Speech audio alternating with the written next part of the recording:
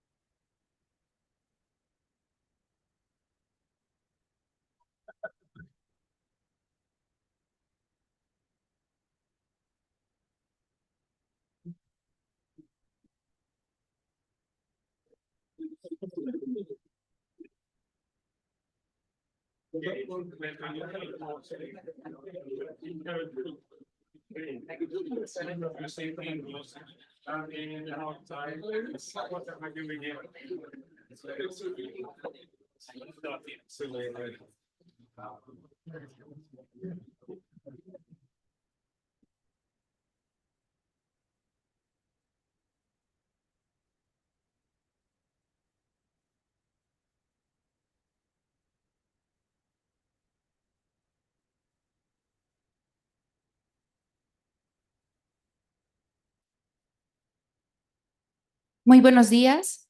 Les damos a todas y a todos la cordial bienvenida a este evento inaugural del 22º Coloquio Internacional de Investigación en Ciencias de la Administración.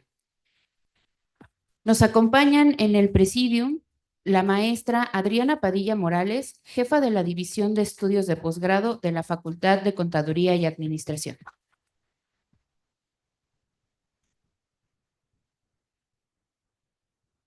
La doctora María del Rosario Vázquez Jaramillo, coordinadora del doctorado en Ciencias de la Administración.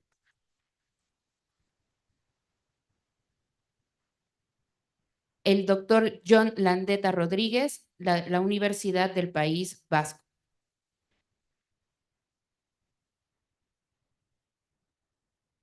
El doctor Matt Alberson, de Lund University.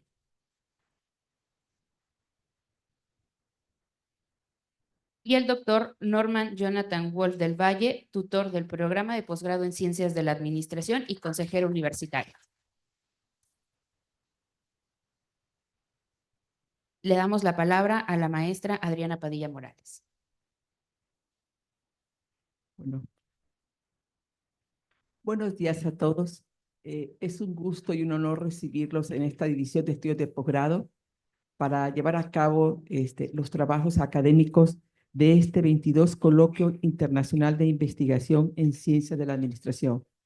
En nombre del director de la Facultad de Contaduría y Administración, el doctor Armando Tomé González, y la coordinadora del programa de posgrado en Ciencias de la Administración, doctora Clotilde Hernández, le damos la más cordial bienvenida. Siéntanse en su casa, siempre es un gusto académico recibirlos a todos ustedes.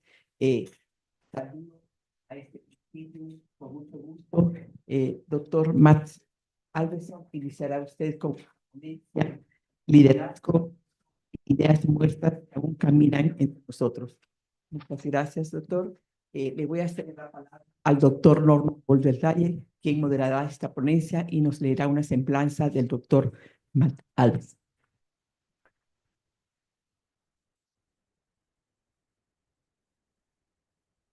Maestra Padilla, muchas gracias por la cordial deferencia, así como a todos los tutores y alumnos que integran este programa de posgrado en Ciencias de la Administración.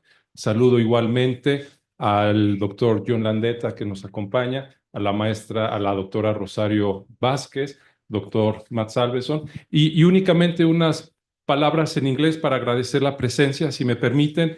Dr. Alberson, we are very pleased with your presence today.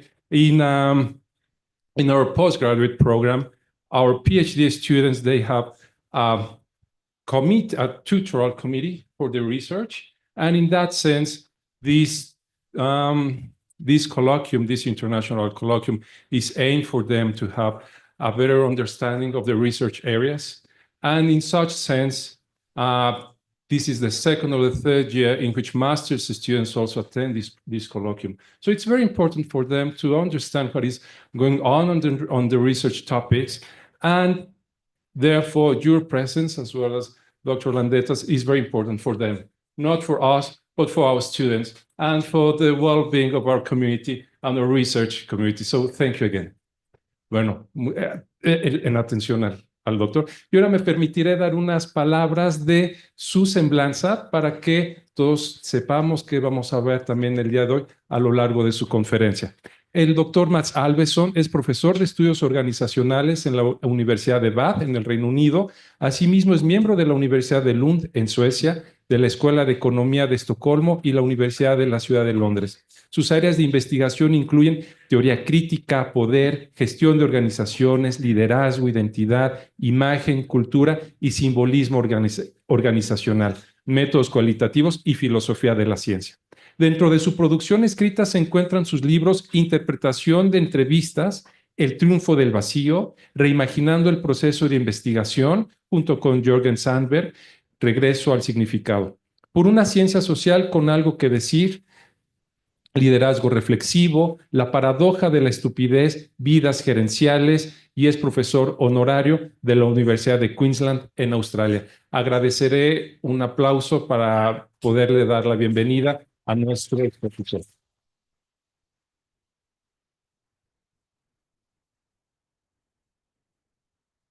Entonces, si no hubiera mayor inconveniente, empezaremos la ponencia del doctor Alveson y al final tendremos un momento para dar algunas conclusiones, algunas reflexiones y preguntas en caso de que así fuera. Le agradezco nuevamente, maestra, doctora, y por favor comenzamos.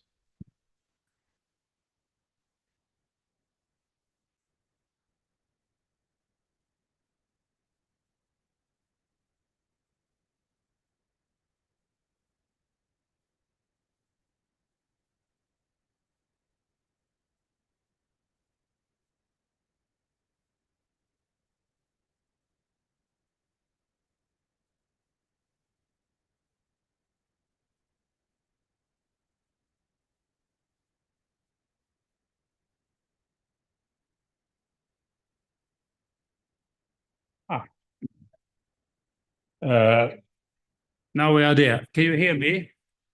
Yes, and the translator, can you hear me? That's excellent. So, thanks very much for the invitation, for the nice words here. I'm very happy to be here. Second time to Mexico. I was invited to give a talk at Monterrey, 2010, and then I also visited Mexico City for a few days. I don't speak Spanish, as you understand. Sorry about that. Very sorry, but most people in Europe, they don't. You have to satisfy with the translation. And I typically also only write books and articles in English. Some are translated into Italian, if that would be any help, I think, but probably not so much. I do a lot of research, and I have some major themes or some major areas. And today I will talk about generating interesting research that is more rich in terms of ideas, creativity, novelty, and perhaps having something to say, which is not so easy all the time when you do research. And tomorrow I will talk about zombie leadership. A lot of ideas about leadership that are very popular and people take for granted, but ideas that really should be buried. Muerto.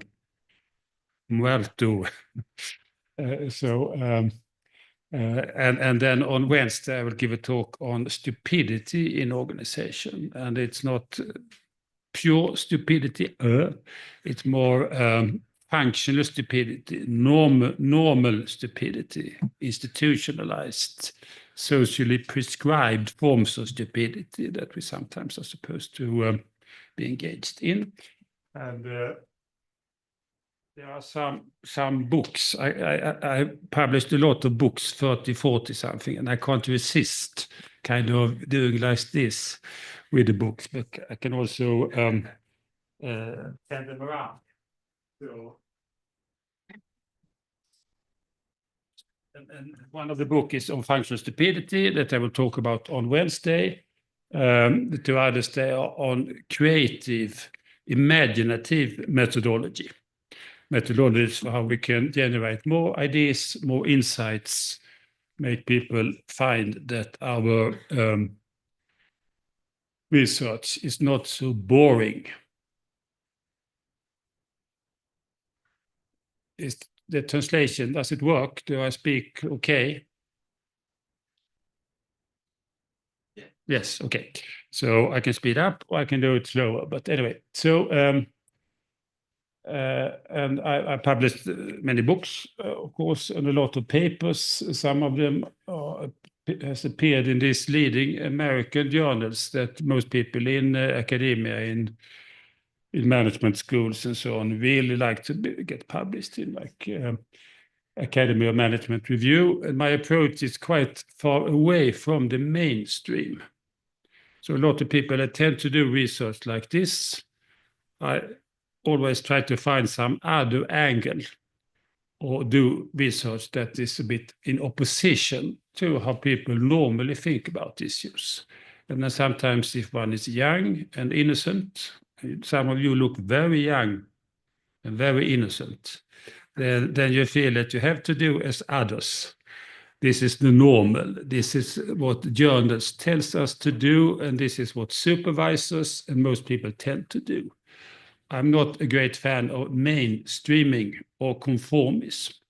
I think that the good researcher should try to cultivate intellectuality and then a form of autonomy and independence in relationship to what is dominating. Then sometimes people become a bit worried, but I'm mainly showing this because also the kind of top journals, they publish this kind of stuff. And sometimes editors think that we need much more of studies, research that is not so conventional, or repeating then the ideas and assumptions that are dominating. So I think that it can be worth taking the ideas here very seriously. So I will jump over a lot of this stuff here. But one key question often is, what is the key issue when it comes to research or science? And most people say that, okay, what we are good at in academia, is then using the scientific method. We are very high on rationality, logics, diligence, order, transparency, a lot of ideas like this. And then you have the rationality, procedure, use of specific techniques, for example, for how to do interviews or for how to do data management when you codify. You're familiar with codification as an ideal? The idea is that you should have all your empirical material and then you very diligently put it into small boxes so that you have control and order and overview. And then you can show how that you are managing your data. So procedures, techniques, objectivity, transparency, theory, data, separation. That you have theory here, and then you have reality there, and then you have data somehow mirroring reality, and theory and data, they should match. And this is a sign then of rationality and reliability. And also grounded theory. How many of you are familiar with Strauss and Glaser-Strauss, discovery of grounded theory? Yes, one person, at least. So some are. This is like in qualitative research, very typical approach. So then the matching of theory against data must be rigorously carried out. And with all truths, particularly in social science, I think we should consider then counter truths, alternative ways based on other assumptions to understand all this. And one could say that, okay, the matching of theory against data must be rigorously carried out. That's one assumption, one ideal. But we can consider the opposite, and that is that theory against data can't be rigorously carried out in terms of matching. That would be like a counter idea. And here the idea is that I could say that all data, they are very much an outcome of theory. They are theory impregnated. So in order to go out there and study something, this is corporate strategy, or this is sustainability, or this is leadership, or this is a personality, or whatever we may be interested in studying. We need to have a theory about all this. And this theory will always kind of guide and govern the data that we produce and how we deal with that data. So if you're interested in understanding, say, managerial leadership,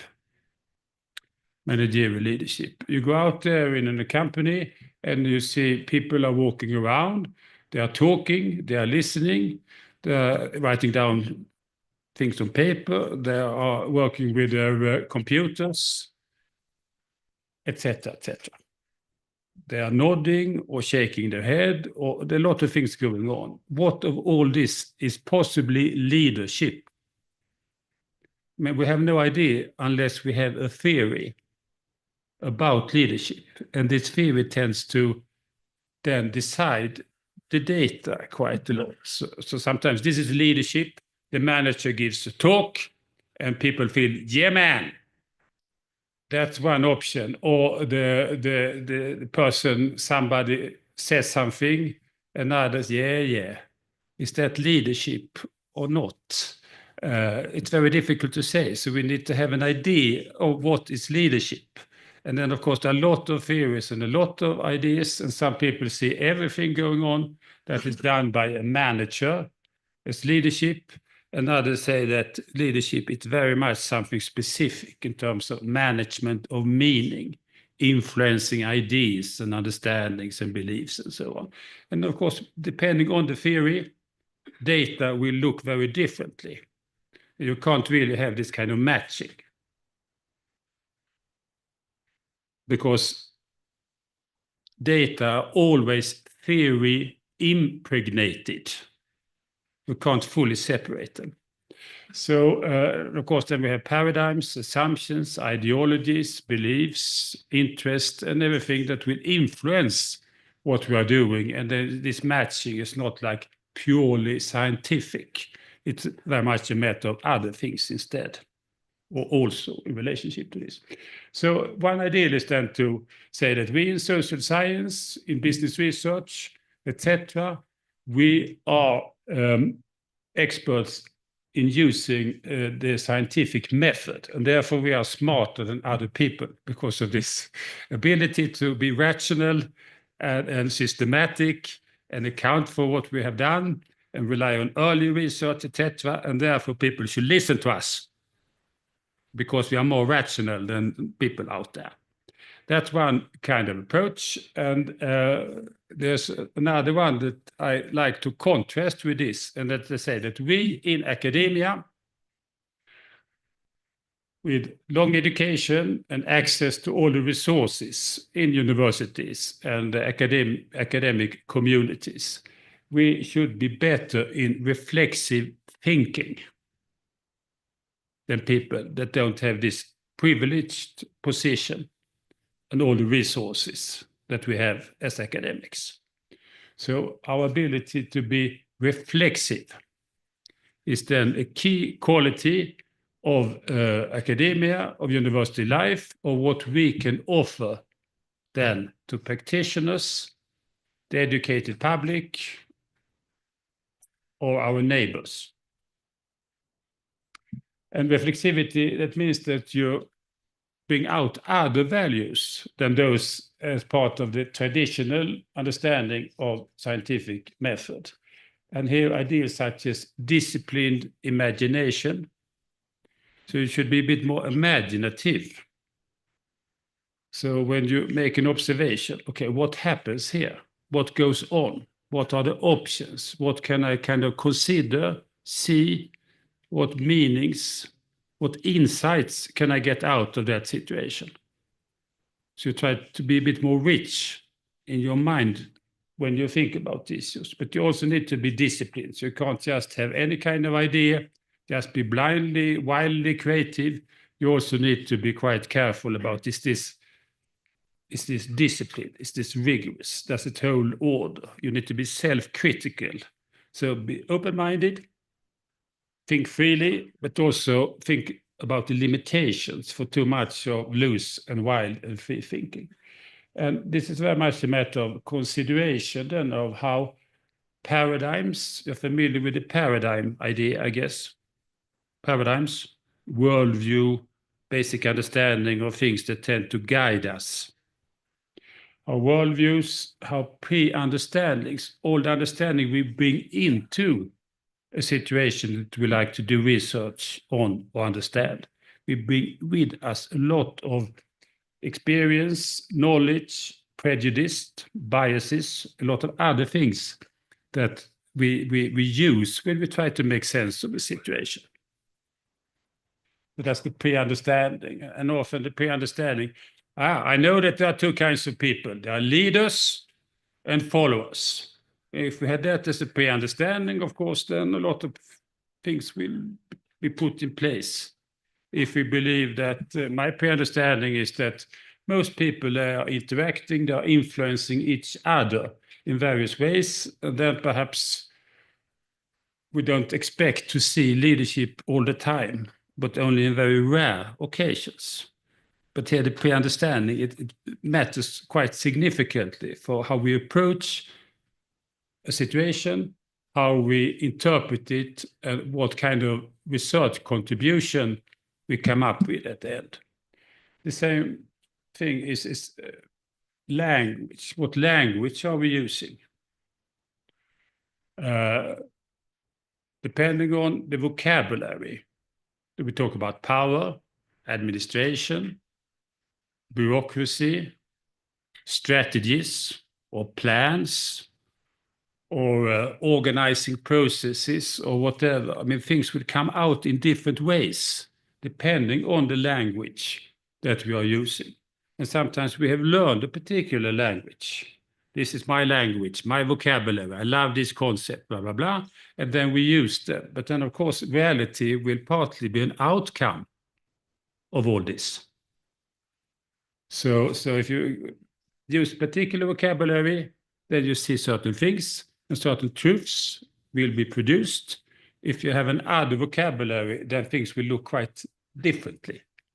And then affects a lot of things that we do. So if you are doing observations of like meetings or what goes on during a work day, what the consultant is doing, for example, then you need to think carefully, what kind of language am I using here to produce a good description, and then also based on that, perhaps some interpretations or some results. So, and we tend not to we tend to mix sometimes data with theory. This is leadership.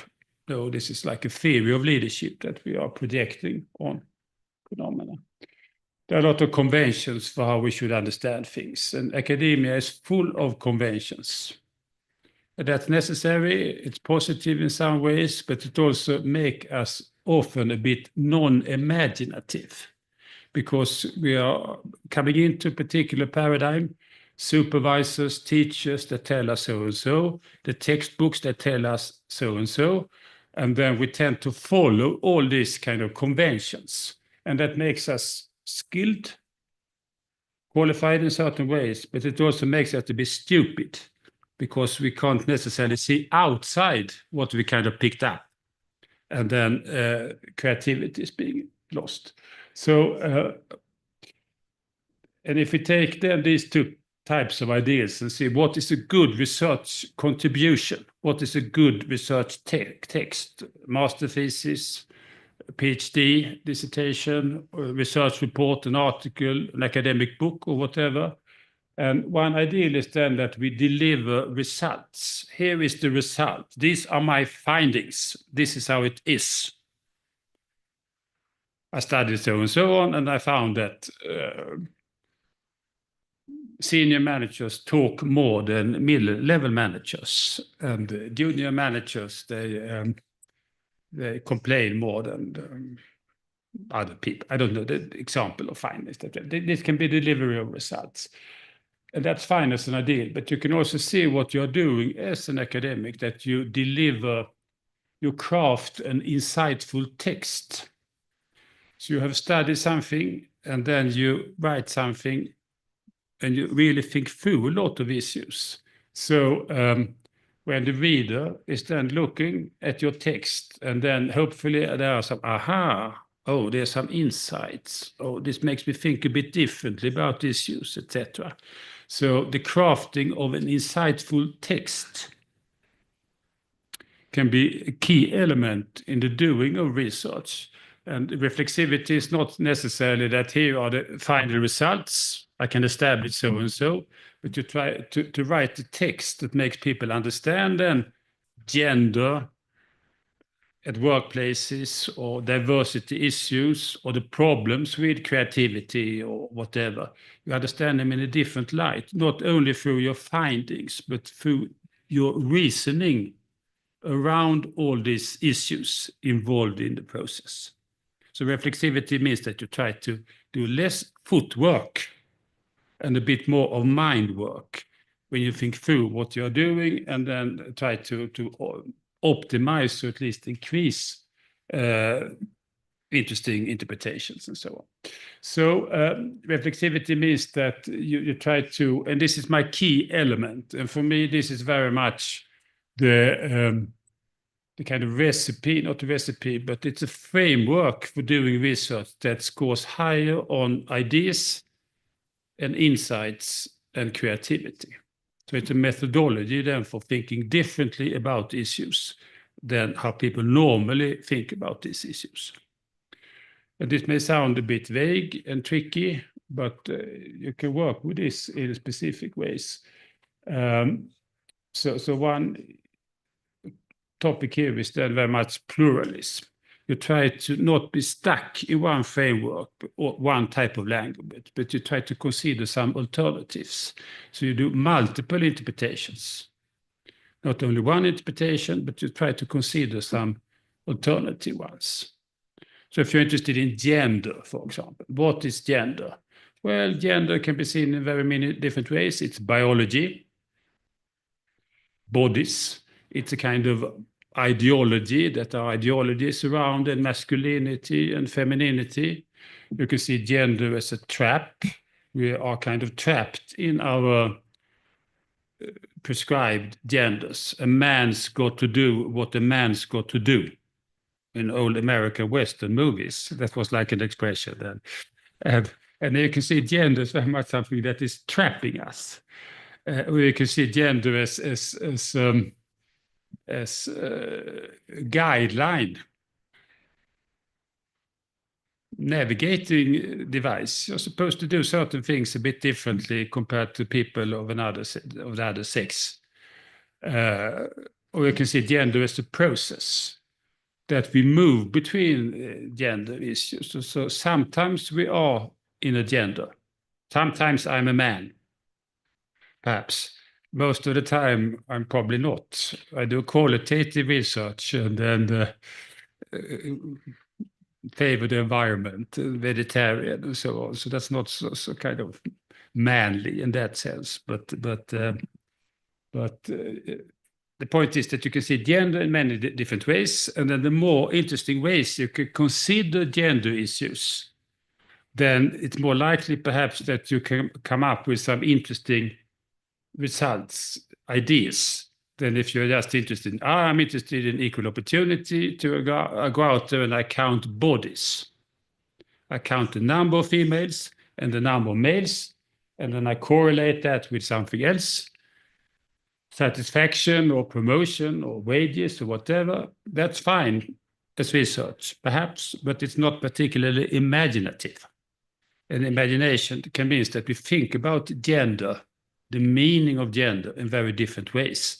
And if we then have access then to consider several perspectives, then we are not stuck in one perspective, but we can consider alternatives, and then we can think further and perhaps offer to ourselves and others some novel and interesting ideas. Okay? You are on board? Yes. Yes. So we'll see here. How many of you are familiar with Foucault, Michel Foucault?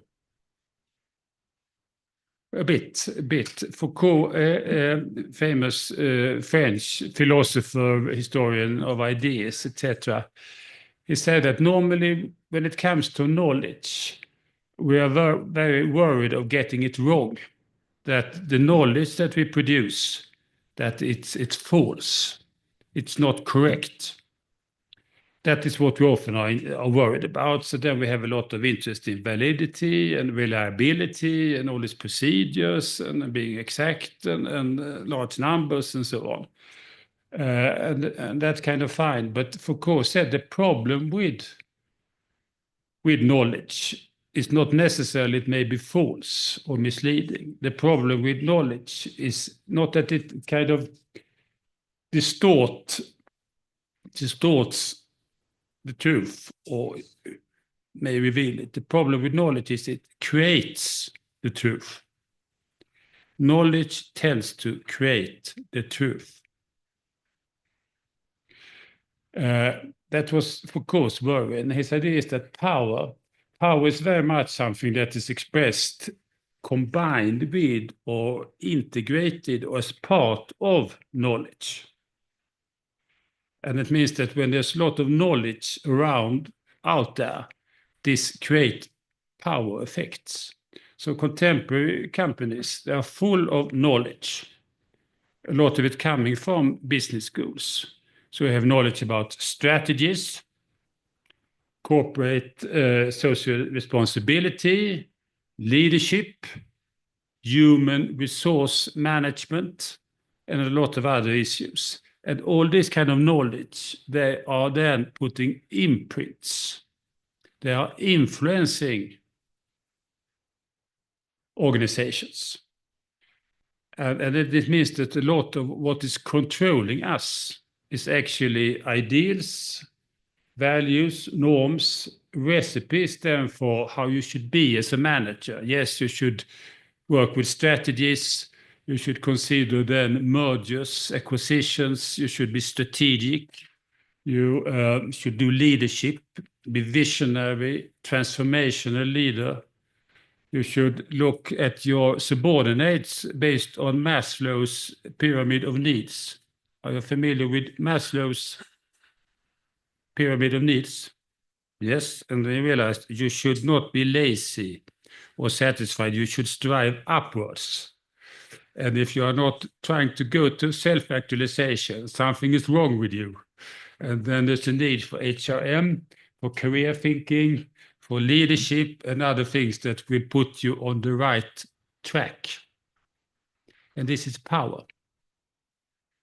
So being a hedonist or being quite relaxed about everything, no. You should then follow this kind of knowledge that is there. And I sometimes think that we are suffering in organizations from a lot of the knowledge being developed also in research. So we have expansions then of university management and corporate management. We have more and more staff, consultants, more and more procedures, more and more regulations for everything. And all this outcome of knowledge. And is this knowledge valuable? Sometimes yes, but sometimes we have the problem with knowledge, that the knowledge may create the truth. It may form us. It may form organizations. And this is not necessarily unproblematic. We're writing a book called Return to Judgment, where we think that people's judgment should be key. Think for yourself. But now you have rules, regulations, you have structures, systems, you have expertise for almost everything. And that's expanding all the time. And if you take that as an alternative perspective of knowledge and knowledge development, of course, there are other ideas and understandings and insights that may come out of all this. You see the point? hopefully. The point here is that we need to be quite reflexive in terms of what we are doing. We need to see it like this. HRM is important, equal opportunity is important, leadership may be important, etc. But we need also to see this phenomena from a different angle.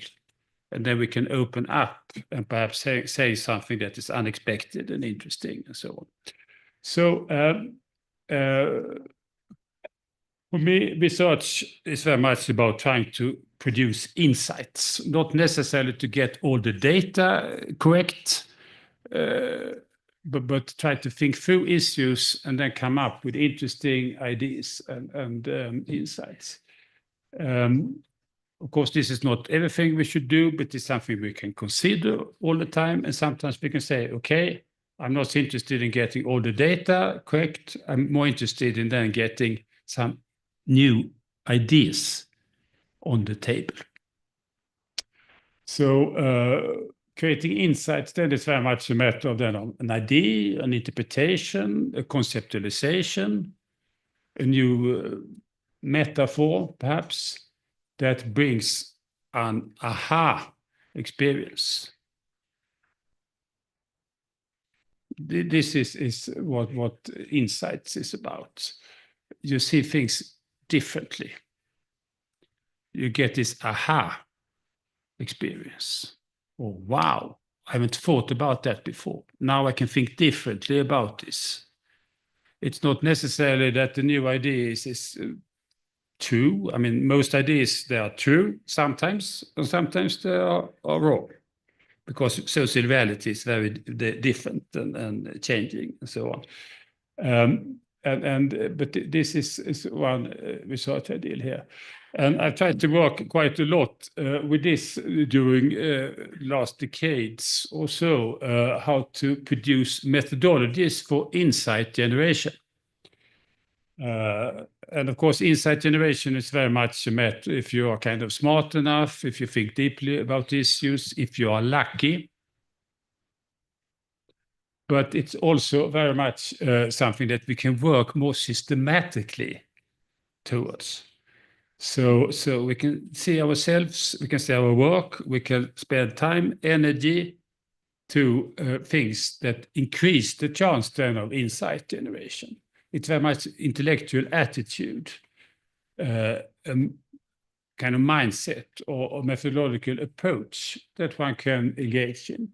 And here is a number of methodologies for generating insights. It can be very much into reflexivity as a method. Here is what we normally do as researchers in my camp, my field. Okay, can I think differently about this? Stand out and then try to take another perspective on it. What are we doing here?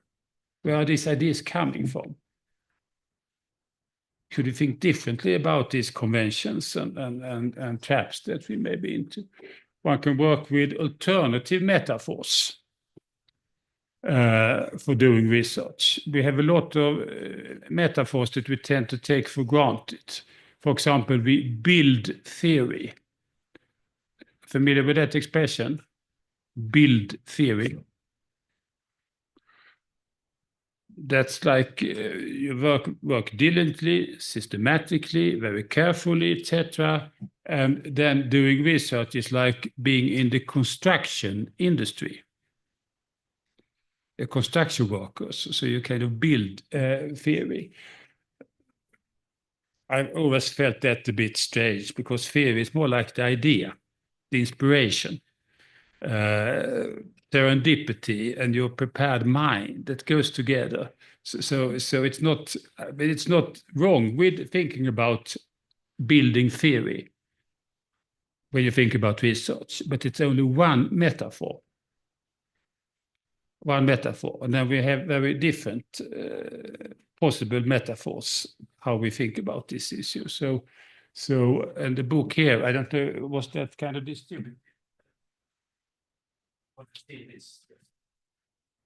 This book is very much about working with alternative metaphors for doing research. So we try here to identify what are the conventional dominant, often taking for granted metaphors? And can we think differently? So we have like a large set of variation here in terms of metaphors. And this means that one could perhaps think quite differently, and based on another metaphor, research as a journey, for example. You don't see it as a building exercise, you see it as a journey.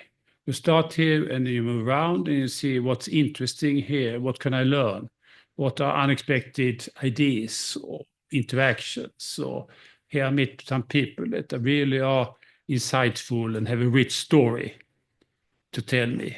Okay, then I follow some of their advice and then continue here as a journey. So it's not necessarily systematic, structured, predictable, so too easy to account for. It's more journey-like. And my point here is only that you can consider this as an alternative metaphor for when you do research. Or you can see it as detective work. Research as detective work. I come back to that later on. But there are a lot of different metaphors that we can play around with. And often we face then situations where most people tend to have metaphors taken for granted, and then we just accept that, and then we continue using the same metaphors, and then we become rather non-imaginative, and research then becomes rather predictable and dull, boring. Doesn't have to be like that, but this is the case. One can work with assumption challenging, and I will talk about assumption challenging in a couple of minutes, and this is my key point here. But you can also think about creating and solving mysteries in research. That's like the detective story. And then you do two things in research. You find a mystery. I find mysteries all the time. Why are people so bloody stupid? Why are they doing this? And sometimes you ask, why are they doing this? Well, I don't know. Others are doing this. Management has told me to do this. It may be good for some purpose, perhaps. So this is a mystery that educated people can be so mindless sometimes at work. And then you can try to solve this mystery. You can think about phenomena construction. Sometimes we think that phenomena, they are out there. We have sustainability. We have men. We have women. We have middle managers. We have leadership. We have competence development.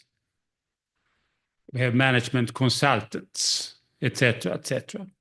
But one could also think about, can we construct the reality in other ways than the conventional ones? We don't have to accept prepackaged ways of ordering and structuring reality, but try to find some other phenomena out there.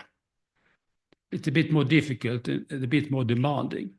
But in principle, we can study and think about organizations in very different ways than we normally do. And why not? All right, thick description, skip that. You can see research as beach combing. Do you know what beach combing is? Some nod, but beach combing means that you are walking there in the street. Beautiful Mexican, no, not the street, beach. Beautiful Mexican beach. You walk around there and you see a lot of uninteresting things. But sometimes you see, this is interesting. This is the shell or wood polished by the sea. And you can see, this can be part of art. Or my children can use this for a particular purpose.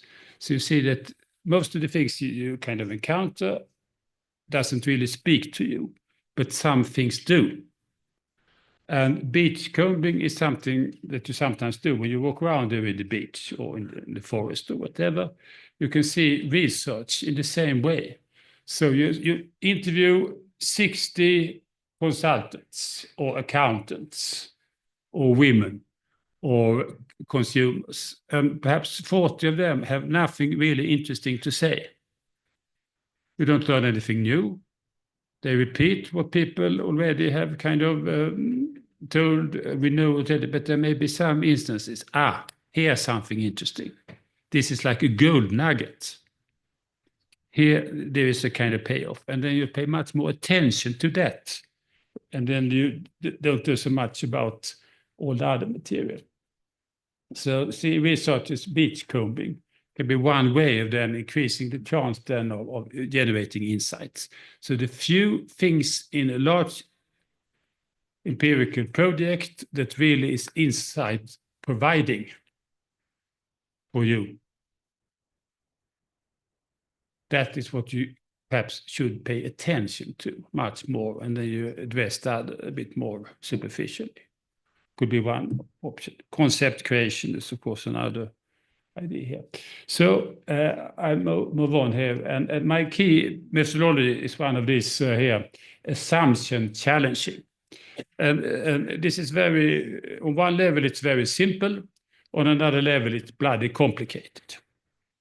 So,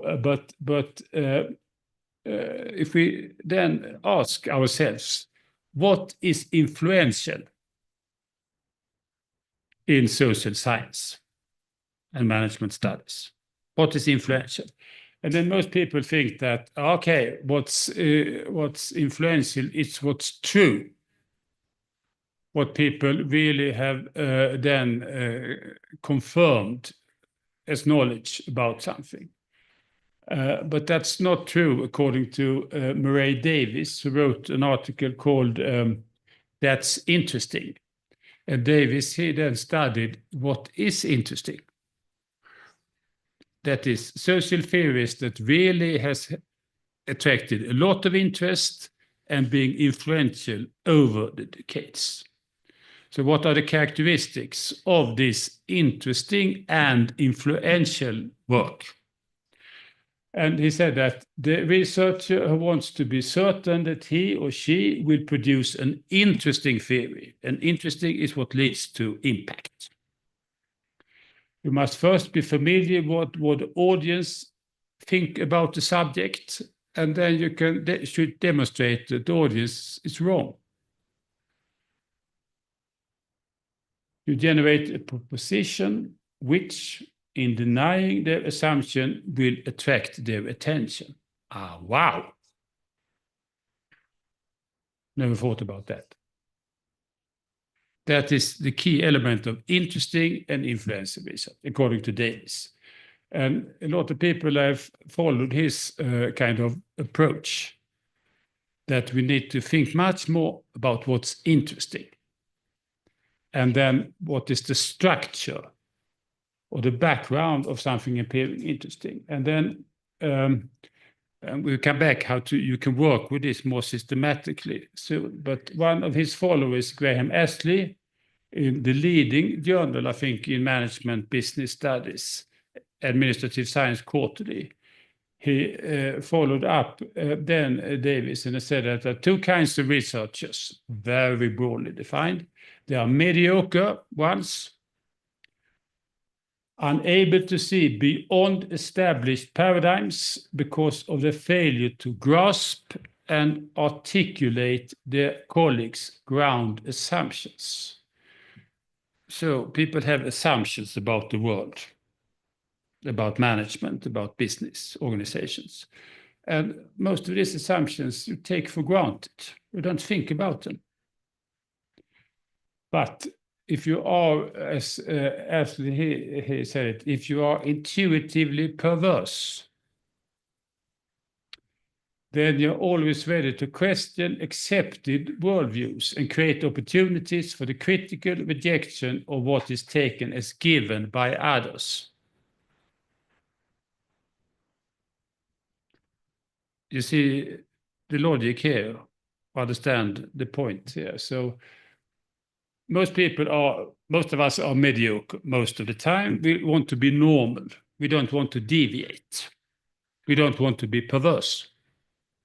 Understandable.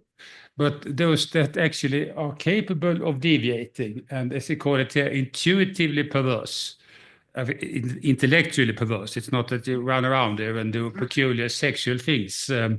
with shoes or whips or whatever people can be doing. But then intuitively perverse, then you question then the accepted worldviews of others, and then you're prepared to come up with an alternative idea for this. This is the key point here. And then you need to engage in problematization and avoid what is very common, and that is gap spotting. Normally, then, suppose when you do research, here's a lot of studies already, hundreds, thousands of studies. What have they kind of studied? And what are their findings, etc.? Well, here is something that people have not studied. They may have not studied, for example, gay Mexican supervisors in the arms industry in the southern part of Mexico. Here is a gap in the literature.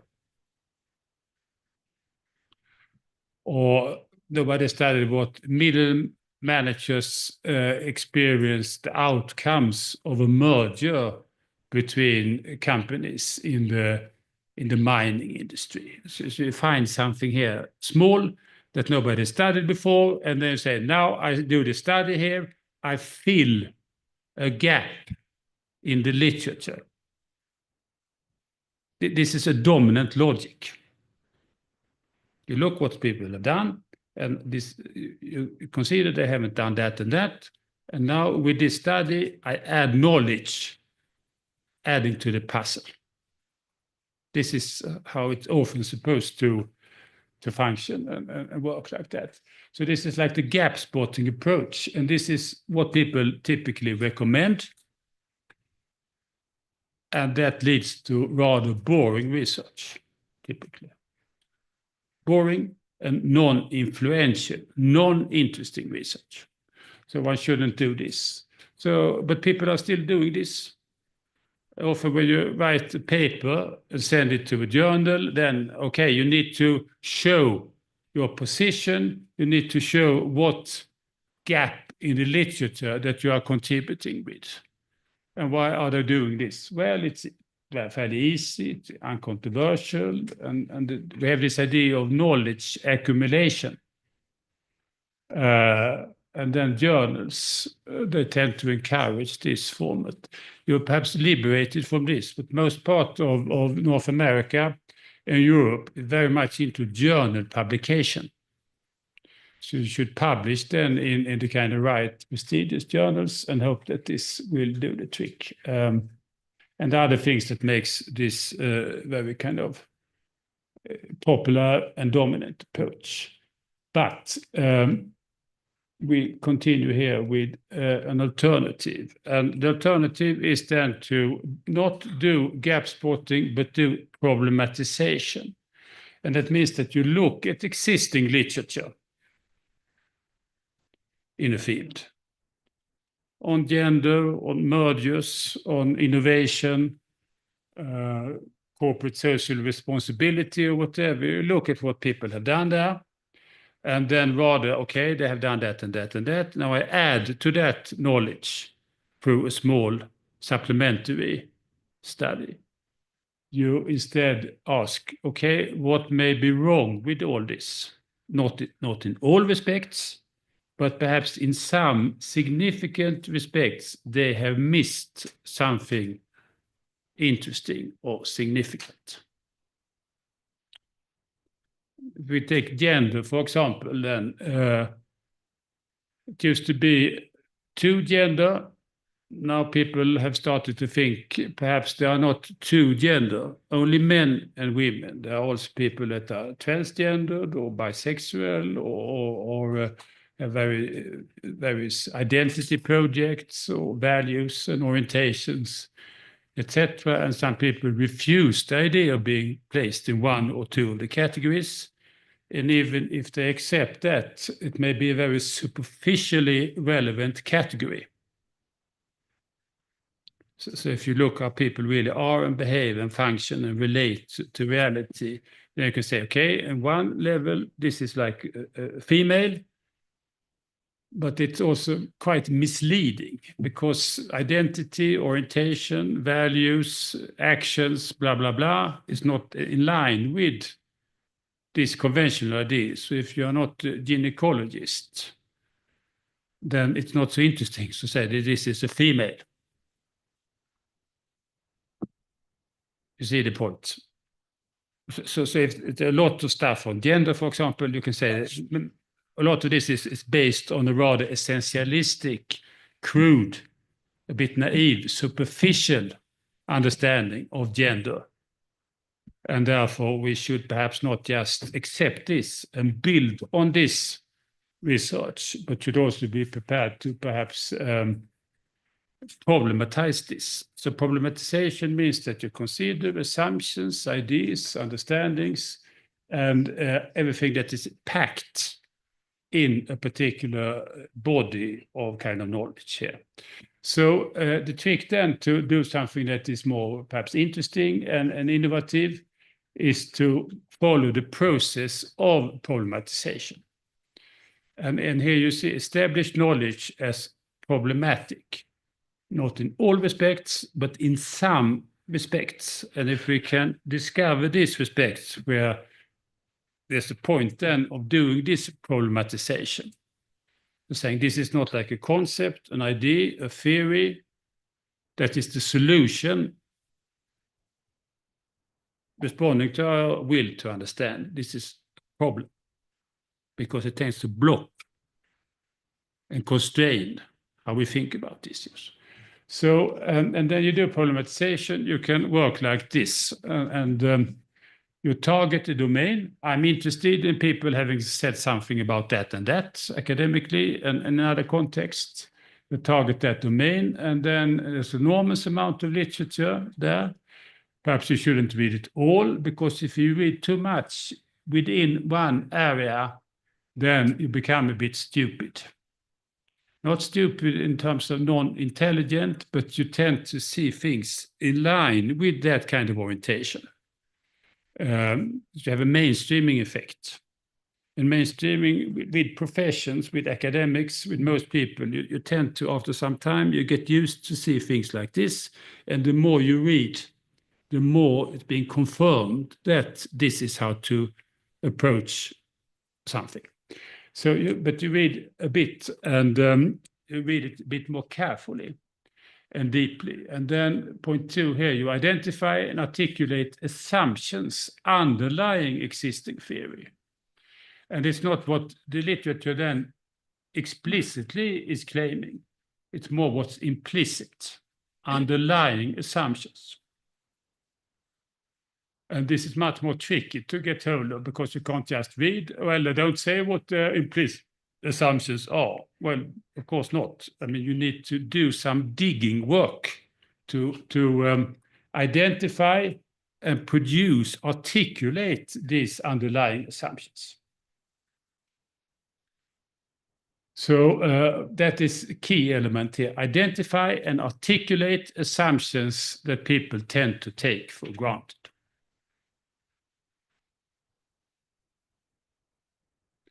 And then you evaluate the articulated assumptions. And then some of them are okay and non-problematic, fine, you have no better idea. But in some cases, you may find that, now I can see I can do something differently with this. There are problematization targets. So this target means that, okay, then you start to think through, okay, what may be problematic with this? How can I show that these ideas are problematic?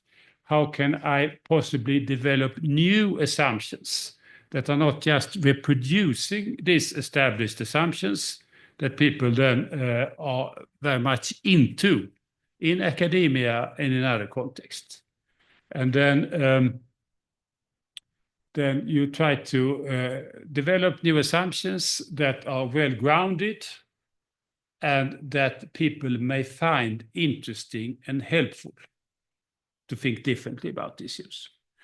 So, and then point 5 here, you consider assumptions in relationship to an audience. Because this entire approach, if we follow then Davis and others, is that social research is also always related to a social context. It's not the absolute truth in the eyes of God that we're after. We are interested in saying something meaningful, relevant, significant to people in our society, in our academic community.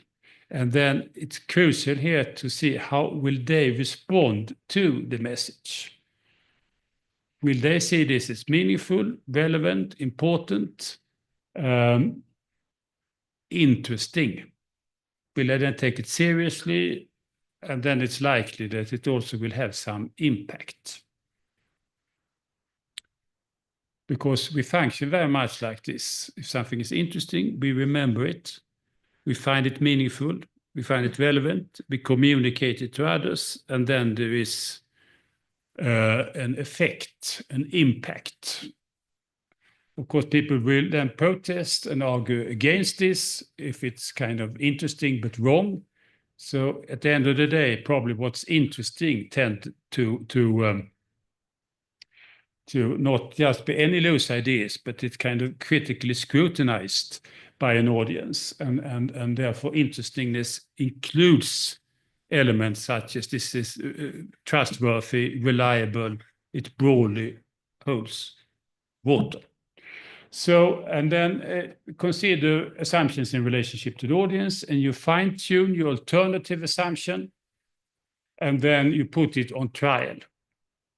And then imagine that a group of qualified, critically thinking people that know something about the area, is interested in thinking further about it, how they will respond. And then you have like 3 options.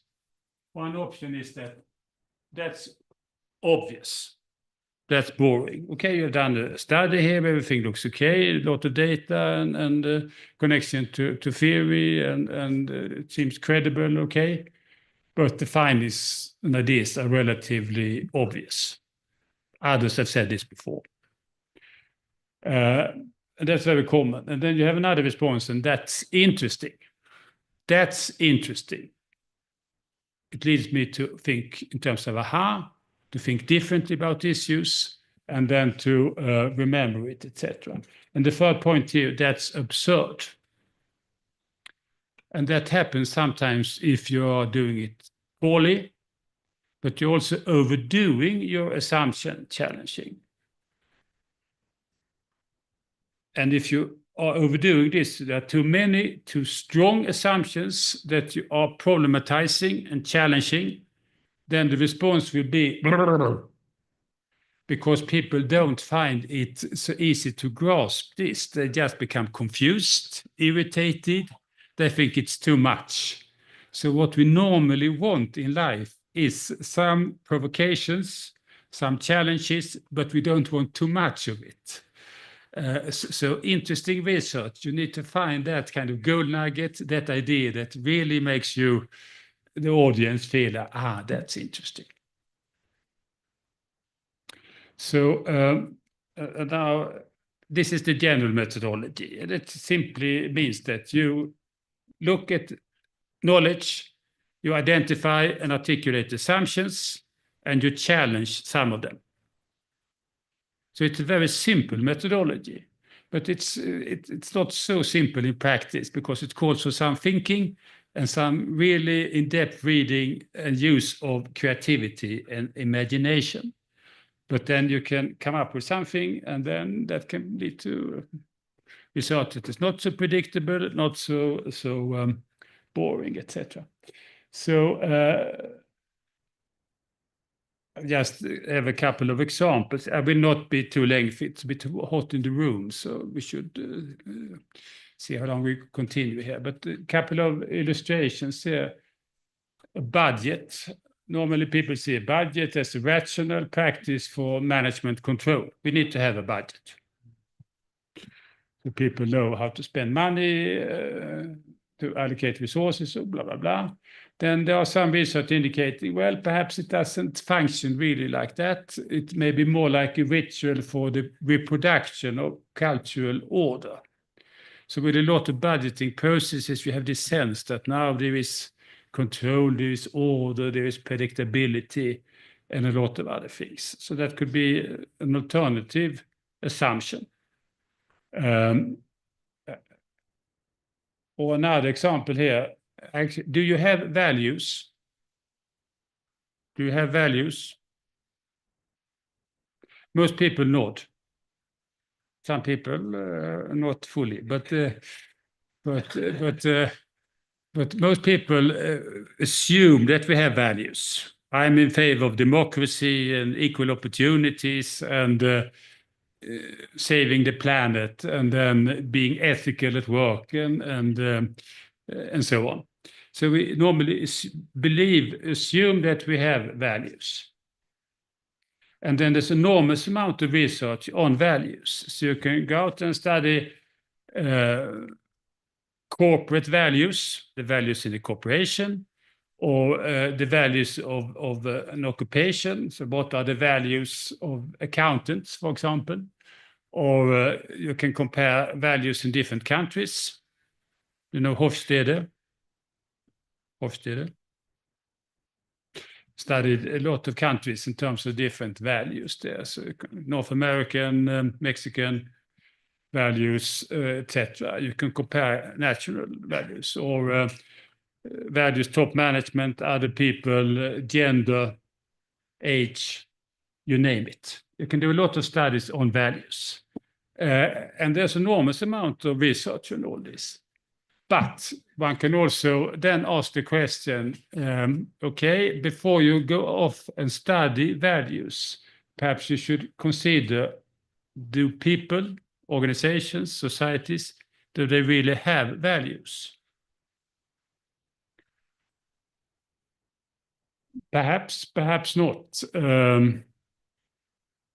So are you in favor of sustainability?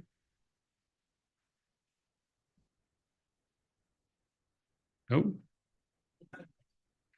Are you in favor of sustainability? Yes, we are. We should always say yes. Do you eat meat, beef? Yes. Do you fly? Do you have much more clothes, cotton-made clothes than you really need? So people are very much in favor of sustainability and saving the planet, but then, of course, yes, not necessarily. And when you do research close up, then people may have values like speaking up, having integrity, being individualistic, and so on. If you look more carefully, not necessarily. Not necessarily. Some of you may be familiar with Milgram's study of obedience, authority and obedience.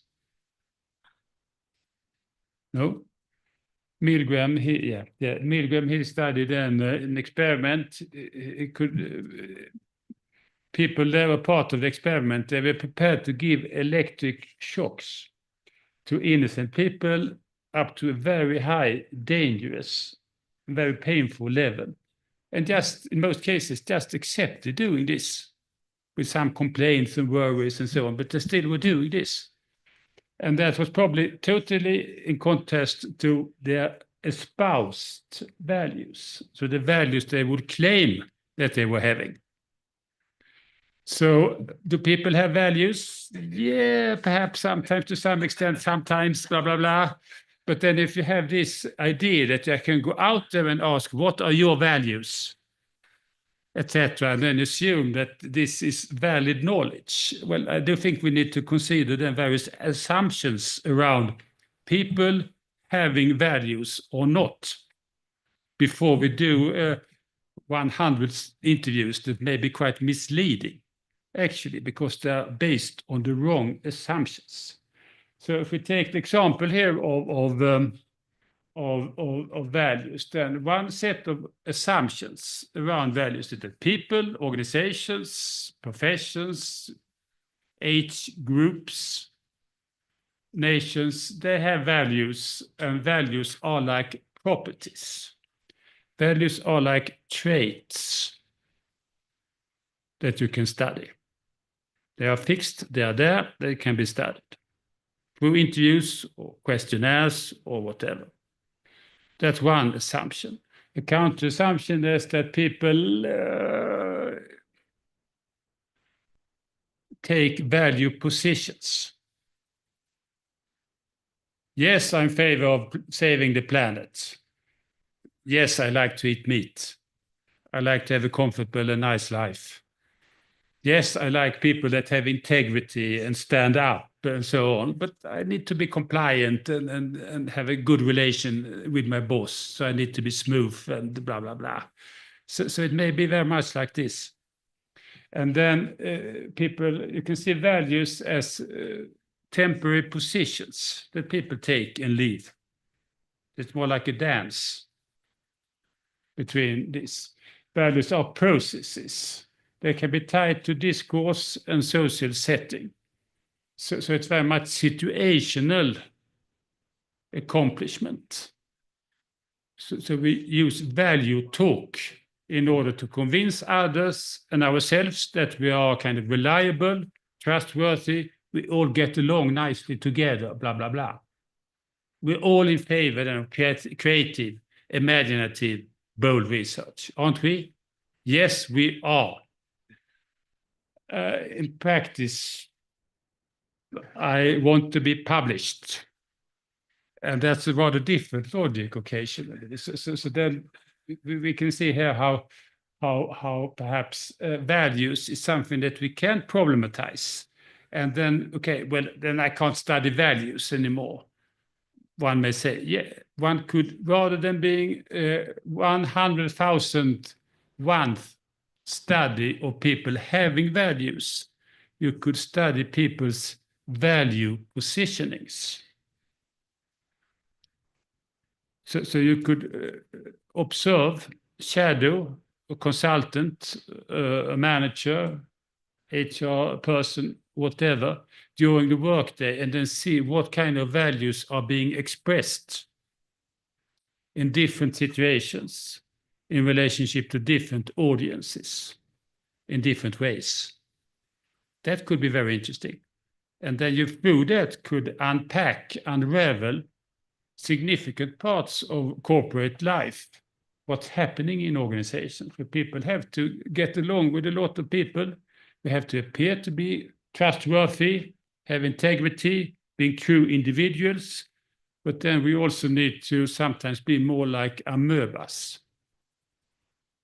Amoebas, then you kind of move around here, and it's very floating and flexible and compliant and so on. So I think that could be very interesting. So if you think about the topic, then don't study people's possession of values, but how they express or take value positions. And the point here is that this is based then on another set of assumptions than is dominating in the literature. And for thinking through then the dominant assumptions, well, values, they are seen as traits, as fixed characteristics. Okay, when we have alternatives, perhaps, then we can come up with much more interesting research questions.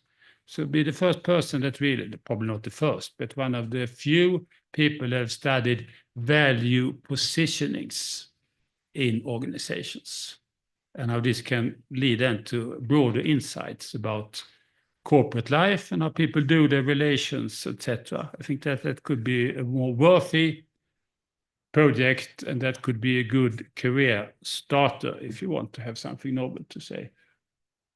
So perhaps I should round off here. Well, I can talk about gender also a bit, very briefly.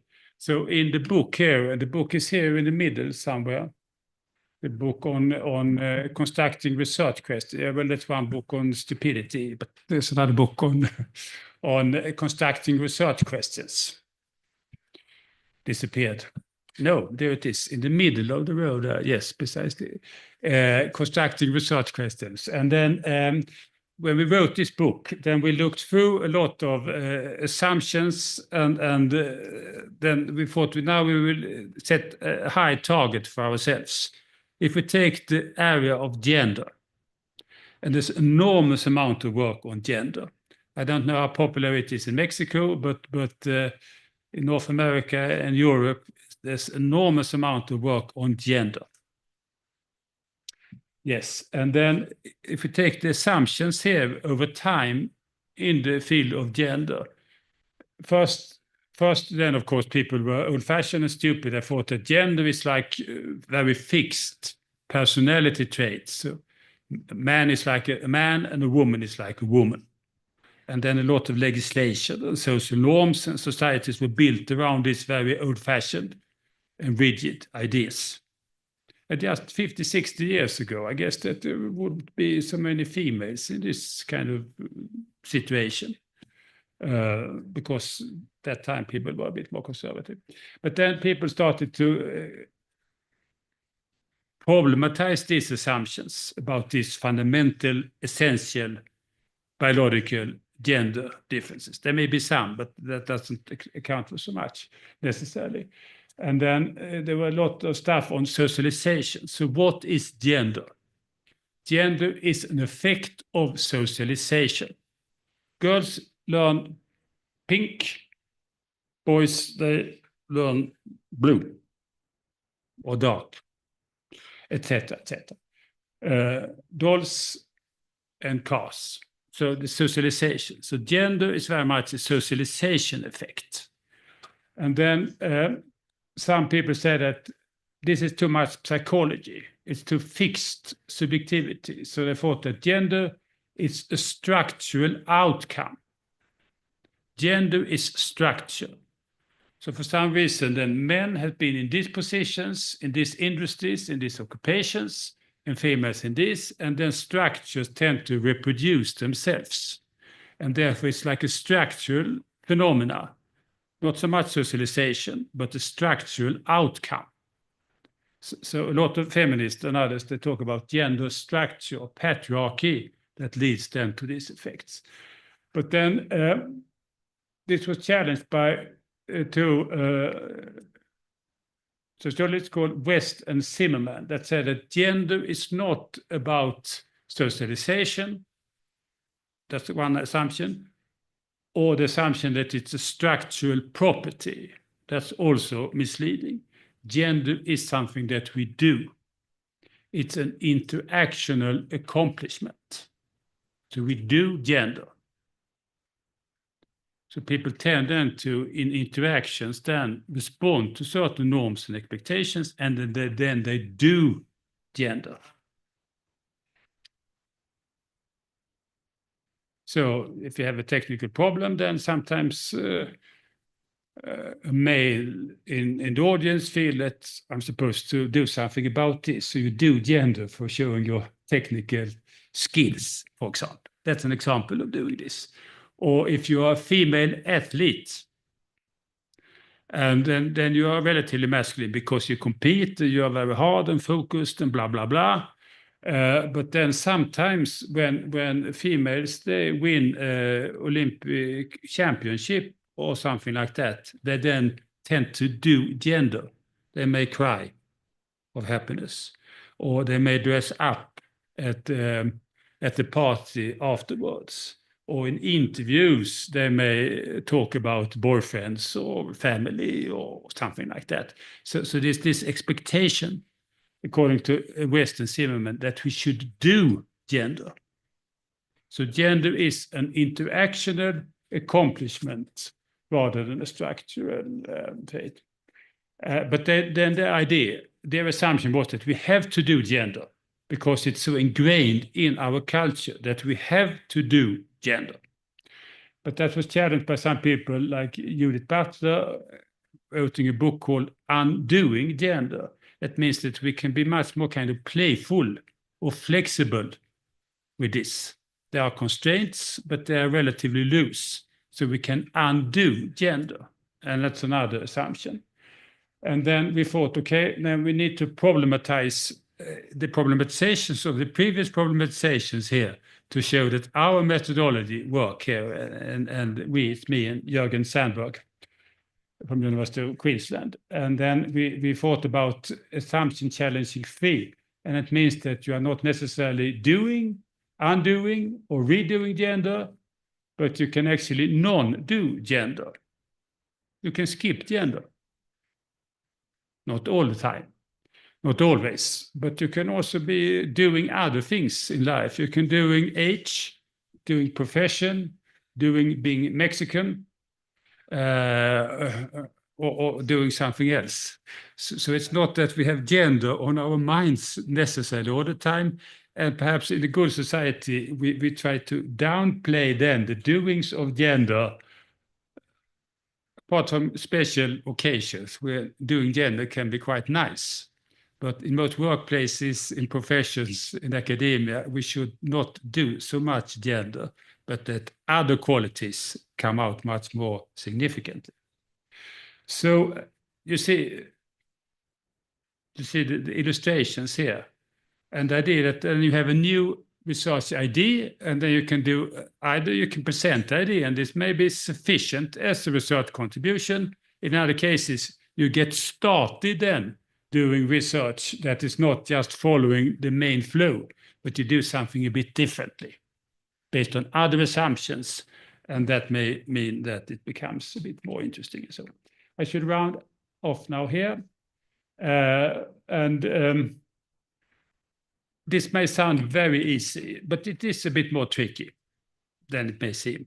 So because we are so caught in assumptions, and the pressure then to follow then the assumptions of others, more senior people, colleagues, what's in the journals and so on, they may be there. So, and it's also often easy then to engage in kind of programmatic problematization. So problematizing, well, I read Feminism, Judith Butler. Now I can problematize everything.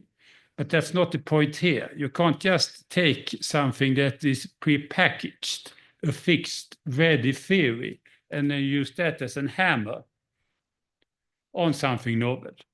The idea is that you need to do this innovation, creative work yourself. That is what is interesting. People will not find this is another example then of application of Judith Butler or new leadership theory or followership theory or whatever on something because the audience may have seen this before, and then it's not interesting. So interestingness, impact, making valuable knowledge contributions call for some creative work, and then hopefully that can lead to more interesting research, because a lot of people are complaining that as researchers we tend to be a bit boring. Not you, of course. But when we read academic texts, gosh, can't they come up with something more interesting, unexpected to say? Is an experience of not only me, but also a lot of journal editors and others. So sometimes there are signs of our fields being in crisis because so much has been said already. And then the pressure to follow then the steps of others are strong, and then it means that it's not necessarily so often so creative and disruptive and novel, but we can do better. And I hope that the ideas here can be of some inspiration for some of you.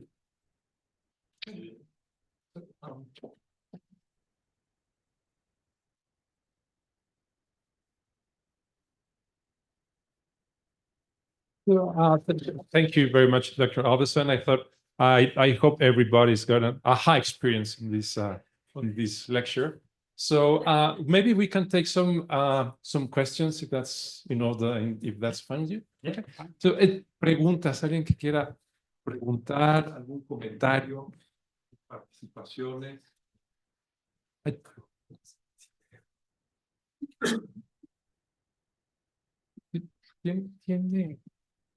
Do you have your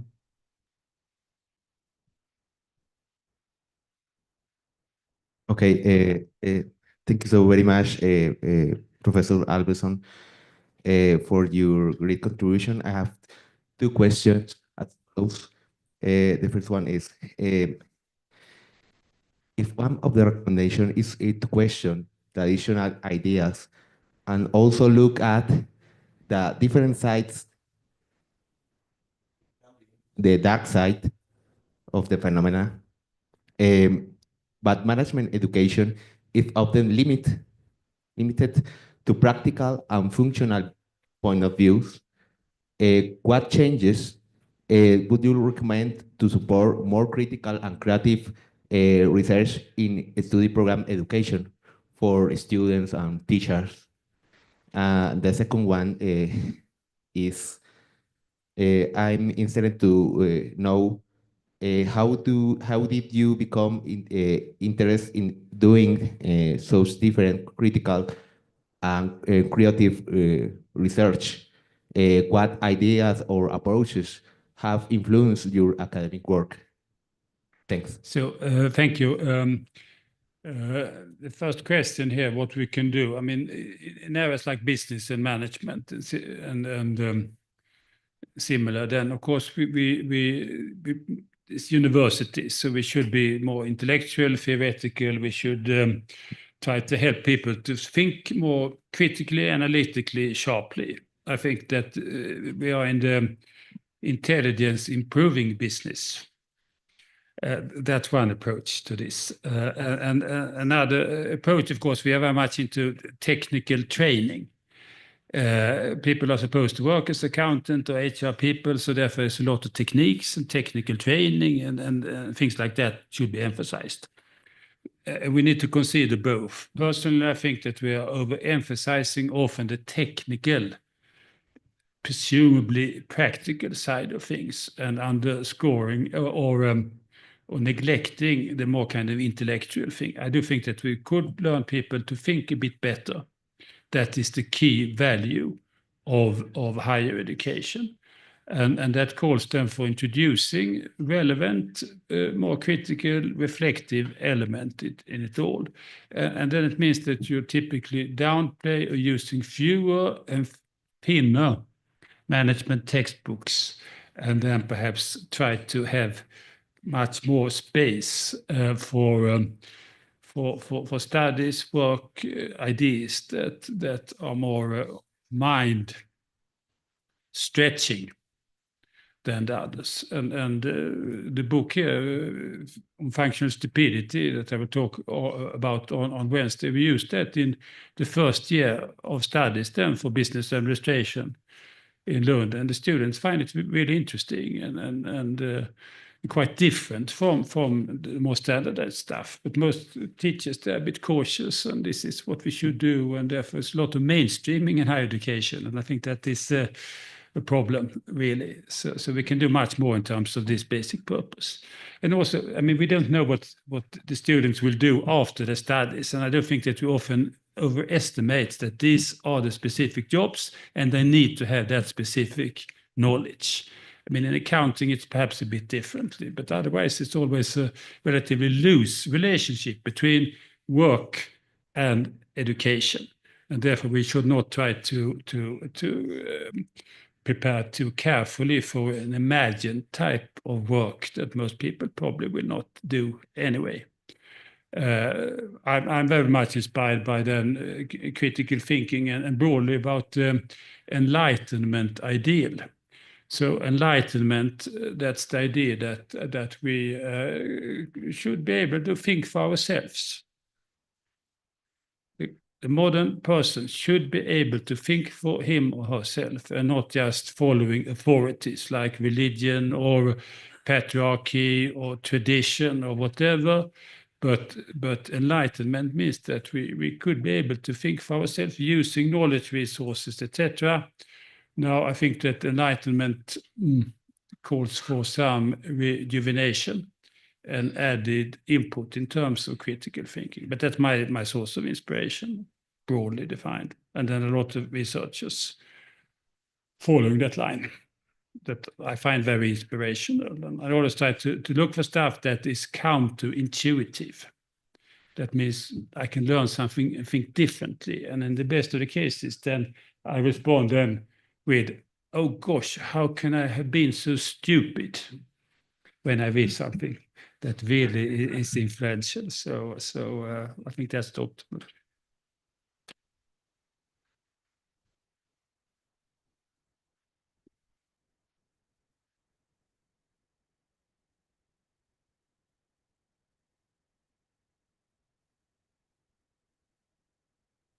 Thank you. First of all, my apologies for arriving late physically, but in my favor, I was listening you live on YouTube. Okay. I was thinking, and I wanted to know your opinion about if there is a boundary on that reflexive, or if it is a synonym of creativity. When we're talking about different approaches from different areas of study on same one subject matter of study. So I don't know, it's like the knowledge will never end if you start going through those branches.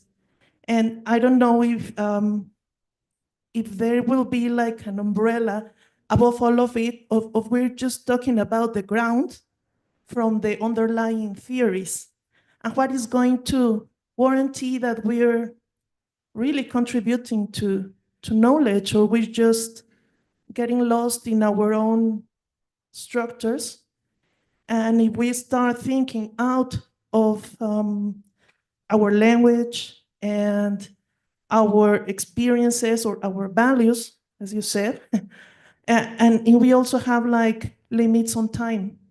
So what will be like the boundary on that work, at least for the purpose of getting graduated and start publishing? Thank you. Yeah, I think it's a good question. And I mean,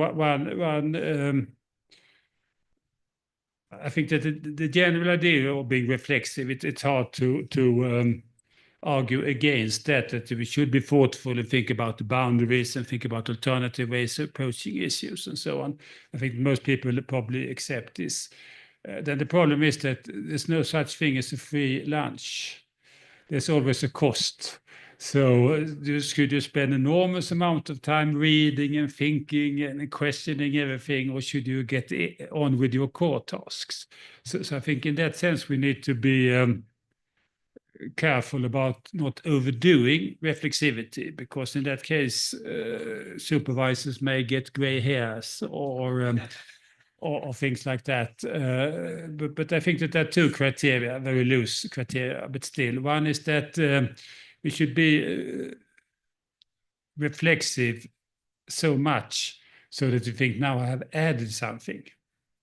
There's a quality, there's an idea, there's some reflection. That means that now I'm a bit smarter also outside my small silo that I can point at. So there's an added quality. And when this added quality is there, then you may do other things in order to get on with life, etc.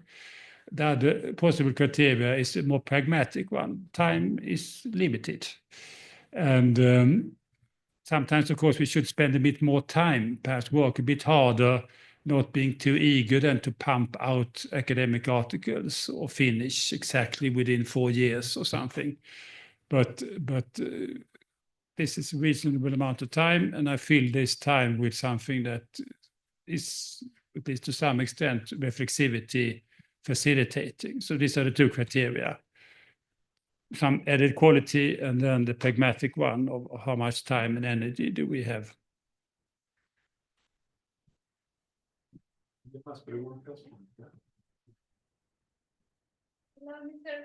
Sorry. Yeah. Okay, Professor Albertson, I would like to know if this is your first time in Mexico? No, I was here in 2010. Okay. What do you think about the Mexican culture based in your this concept and your research? Well, I don't know if I have. I've only been here a few days, actually. So people are very nice and friendly and positive. perhaps not speaking as much English as I sometimes would have expected. But generally, I think it's a very nice place to visit. ¿Más preguntas?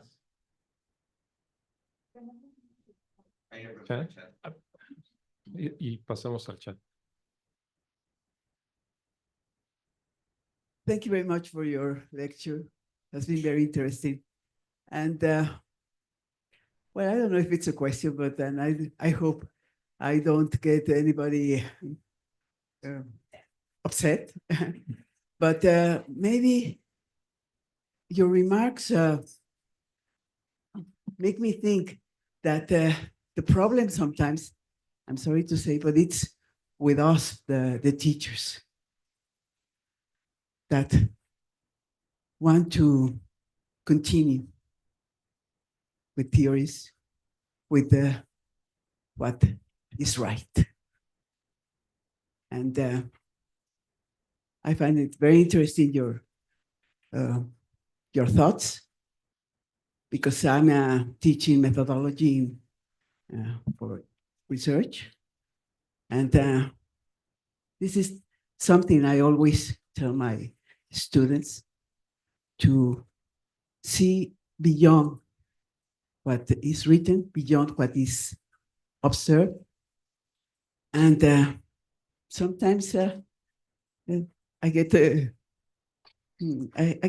trouble with even the students and with other comrades. Thank you very much. That's my question. Thank you. No, I think there's a problem that I mean, we live in large systems, and then higher education is sometimes like a factory, and then the mainstreaming conformism elements are quite strong. This is how it should look like. Others are doing this. This is easy. This is smooth ways of doing things. And I remember I had my first chair. I had a predecessor who people said he made a statement. It doesn't matter what students really learn as long as it's difficult. It should be difficult. It should be demanding. And sometimes I joke also with my students. I'm not here to offer you like optimal happiness or satisfaction with studies.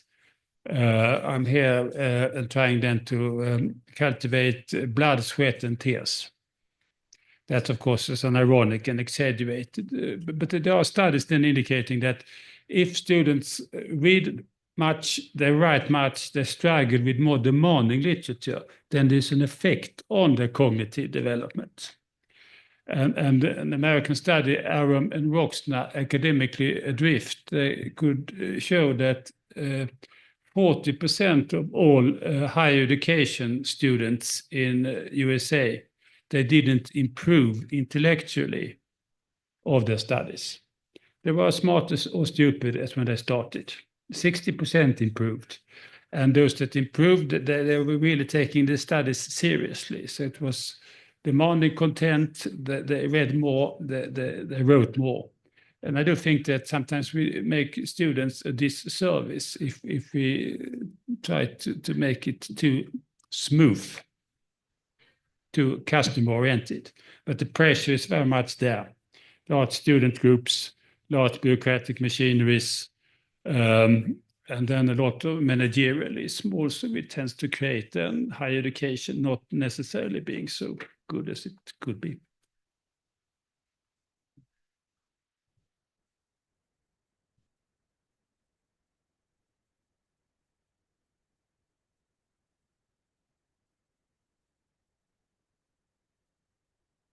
Thanks. This is a question from Zoom. It's Dr. Magali Perez question. As students engage in their Masters of Doctoral Studies, they are expected to contribute to knowledge, though this does not necessarily entail a theoretical contribution. In some academic settings, a theoretical contribution is framed as the generation of explanatory knowledge. From your perspective, What is theory? How would you define it? What does theorizing involve in the field of management and organizational studies? Additionally, Habermas spoke of emancipatory knowledge as the goal of the social science. Do you believe this should also be the objective of management and organizational students? Yeah, no, I think that we all time in life, particularly in research and education, should think about different basic issues. And here Habermas technical, hermeneutical, historical hermeneutical, and then emancipatory knowledge interest. They are very valuable to consider. Then, of course, perhaps somewhat less focus on emancipatory in management studies than in sociology or something like that. But still, in organizations, I mean, partly in order to do a good job, meaningful job, you can't just focus on technical issues or being very compliant. We need to think critically, what are we doing here? Meetings, priorities, values, orientations, etc. Do we need leadership? We have a book where we try to launch the concept of post-infantilized management, PIM, post-infantilized management, where the idea is that people should use their judgment as the basic organizing principle. And then you need some management, you need some control, you need some things in addition to people using their judgment. But the basic principle could be the use of judgment. Individually, collectively, and less than of managerialism and other things. And this could be something that could be very valuable for a lot of companies, because I think that most companies are overmanaged, over-bureaucratized, enormous amount of money for these higher levels of position holders. And one could then combine then the knowledge interests in different ways. So I think that this is what I'm interested in is very much then using critical theory, but also then to improve organizational practice, but in slightly different ways than is common. Of course, the question here on master students, you can't expect too much there, but still some thinking through of what you are doing and perhaps coming up with some unexpected research questions and having not a great theoretical contribution, but some ideas, some reasoning, some discussions around issues that is a bit beyond then what is very kind of technically or practically limited.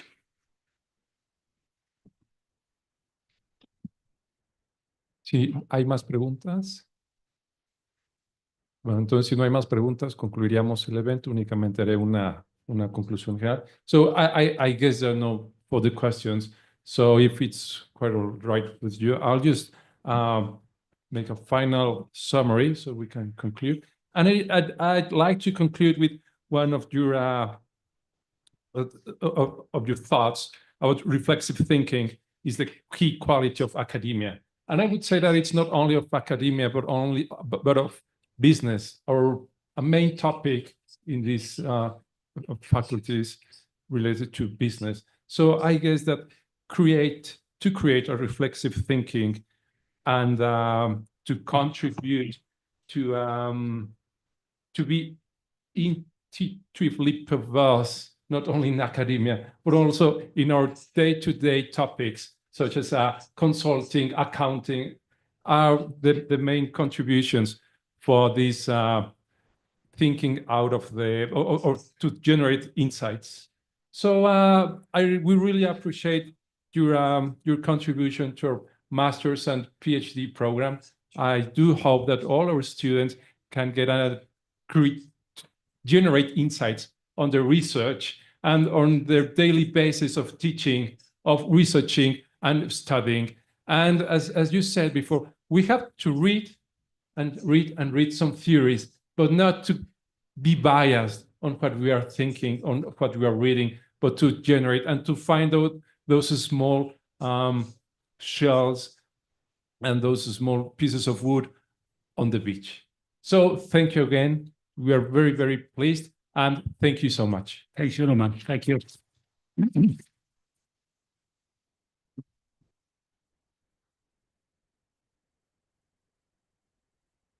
Agradecemos a todos por su asistencia y les invitamos a consultar el programa de este coloquio en la página del posgrado de esta facultad. Que tengan un excelente día.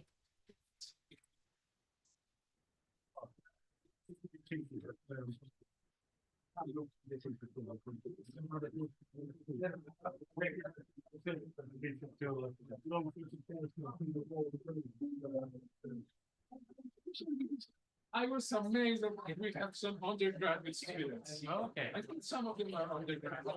Les pedimos por favor que a la salida entreguen sus audios, por favor. We said about undergraduate students, they've just really research. No, I think it's good.